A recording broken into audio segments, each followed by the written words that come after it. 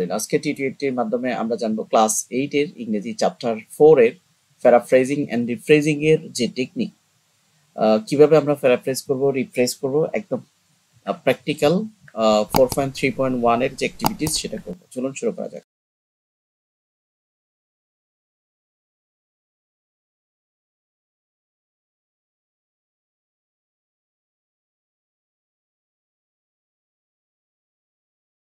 প্রথমে আমরা ইনস্ট্রাকশনটা দেখে নিই। এখানে বলছে now read the following note techniques of paraphrasing. Paraphrasing করার জন্য যে টেকনিকটা আছে সেই টেকনিকটা আমরা এখন এখানে পড়তে বলছি। Text in box given below and then in pair or groups discuss what you have learned from this note. এই নোট থেকে তুমি কি শিখেছো and let us share your understanding with the whole class. সেটা হোল ক্লাস তুমি share করবে। তো এখানে বিভিন্ন টেকনিক অফ প্যারাফ্রেজের কথা বলছে, যেটা বলছে যে paraphrasing is a process of rewriting. Paraphrase হচ্ছে কোনো কিছু আবার নতুন করে লেখা, statement text in your own word or own way. নিজের পদ্ধতিতে লেখা, নিজের ভাষায় লেখা হচ্ছে প্যারাফ্রেজ।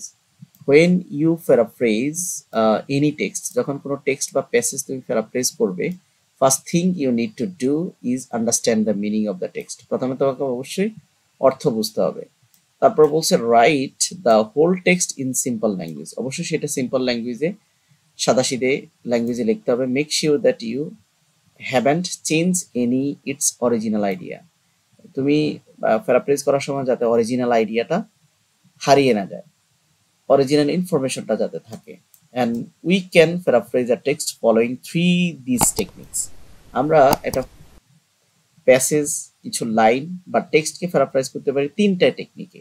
এক number technique, you can use word in similar meaning to replace the original word,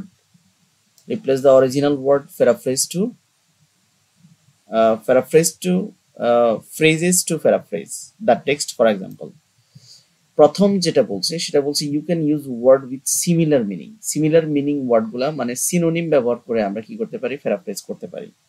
তো এখানে বলছে যে ফজলুল হক ওয়াজ আ গ্রেট লিডার, বা ফজলুল হক একজন বিশাল নেতা, হি মহৎ নেতা।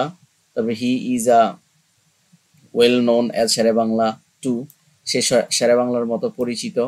And his father was a pleader at Barishal bar, তার বাবা ছিলেন একজন বরিশাল বারের একজন আইনজীবী। অ্যান্ড ইন হিজ চাইল্ডহুড, তার বাল্যকালে, হি ওয়াজ মেরিটোরিয়াস বয়, সে একজন মেধাবী শিক্ষার্থী ছিল। তারপরে his father was glad to see the extraordinary memories of his son. সে তার তার পিতা তার এক্সট্রাঅর্ডিনারি মেমোরি যে আছে সেটা দেখেছে।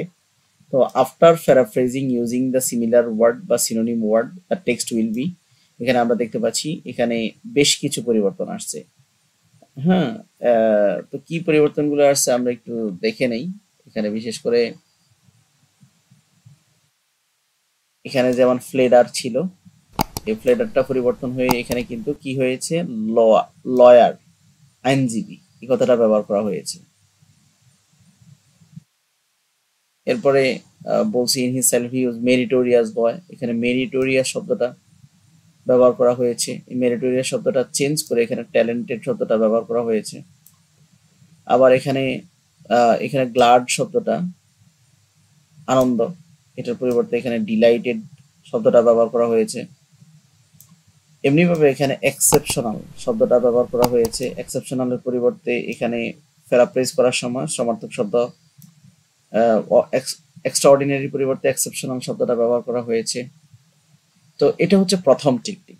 তো দ্বিতীয় টেকনিক হচ্ছে চেঞ্জিং সেন্টেন্স স্ট্রাকচার। আমরা প্যারাফ্রেজ করতে পারি চেঞ্জিং সেন্টেন্স স্ট্রাকচার, বাক্যের গঠন পরিবর্তন করে। এখানে বলছে to paraphrase a text you can change the structure of the sentence or reorder the word of the sentence. একটা প্যারাফ্রেজ করার জন্য দ্বিতীয় যে স্ট্রাকচারটা হচ্ছে সেটা হচ্ছে বাক্যের স্ট্রাকচার চেঞ্জ করা, গঠন পরিবর্তন করা, অথবা ওয়ার্ড অর্ডার চেঞ্জ করা। And you cannot change the meaning of the sentence. তুমি অবশ্যই সেন্টেন্সের মিনিং কিন্তু পরিবর্তন করতে পারবে না। ফর এক্সাম্পল এখানে বলছে যে Mrs Nazmun Nahar is a teacher. Mrs Nazmun Nahar একজন শিক্ষক। He has to work a lot, সে অনেক বেশি পরিশ্রম করে because of his tight work schedule, তার খুব কর্মব্যস্ত শিডিউলের কারণে। যদিও শিডিউল বানান এখানে এই শিডিউলটা স্ক্যাজুয়াল আমরা শিডিউল বলে থাকি। He feels exhausted and that is why he needs to leisure time for relaxation and recreation. এজন্য তিনি ফিল করেছেন যে তার কাছে তার যে এই এক্সজস্ট, তার যে বিরক্ত, এই লেজার টাইম ফর, এই জন্য তিনি কি করছেন, তার প্রয়োজন কি লেজার সময়ে তার একটু রিল্যাক্সেশন দরকার এবং একটু রিক্রিয়েশন দরকার, বিনোদন দরকার এবং আরাম দরকার। তো এই যে টেক্সটটা, এই টেক্সটটা after changing structure of a sentence, এখানে দেখেন কিভাবে আমরা করেছি। Mrs Nazmun Nahar is a teacher and she has a lot of duties. এখানে এই যে একসাথে এই সেন্টেন্সটা ছিল একটা সিম্পল সেন্টেন্স, এটাও ছিল একটা সিম্পল সেন্টেন্স। আবার এটাকে চেঞ্জ করে এটাকে কিন্তু কি কম্পাউন্ড সেন্টেন্সে লেখা হয়েছে। Because of his tight work schedule she feels exhausted. তো এখানে বলছে সামটাইমস হি ফিলস এক্সজস্টেড, এই যে এখানে বিকজ সামটাইমস আনা হয়েছে, হি ফিলস এক্সজস্টেড অ্যাজ, এখানে বিকজের পরিবর্তে অ্যাজ আনা হয়েছে। And she has a tight work schedule schedules, this is reason, এখানে দ্যাট ইজ ওয়াই এটার পরিবর্তে দিস ইজ রিজন আনা হয়েছে। And she need leisure time, she needs leisure time for recreations and relaxations. এখানে যে structure of the sentence have change but meaning remains the same. এখানে বাক্যের structure change করা হয়েছে কিন্তু অর্থ সেম রয়েছে।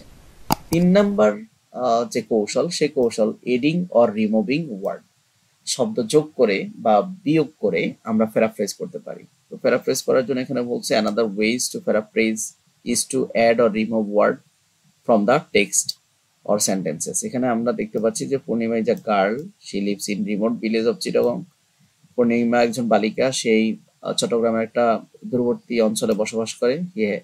হি হ্যাজ মেনি ড্রিমস, তার অনেক স্বপ্ন আছে।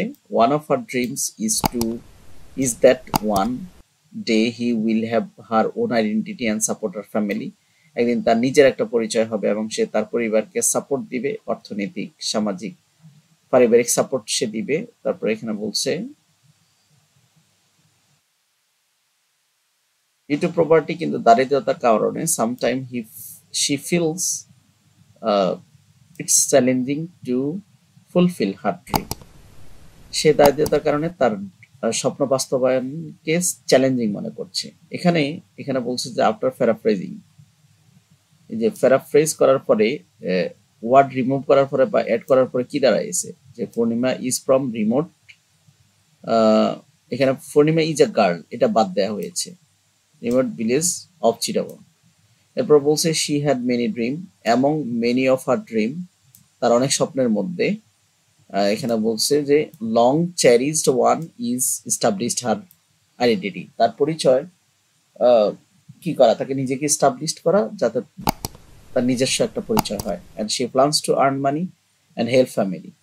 এখানে কিন্তু বলছে যে she will her own identity and due to her property she feels challenging. যাই হোক, এটা পুরো চেঞ্জ করে এখানে কিন্তু সে তার পরিবার, সে ইনকাম করতে চায়, তার পরিবারকে সাপোর্ট করতে চায়। Due to property she finds it's difficult to fulfil her dream. এখানে আমরা শব্দ পরিবর্তন করে শব্দ বাদ দিয়ে বা শব্দ যোগ করে এখানে প্যারাফ্রেজ করা হয়েছে।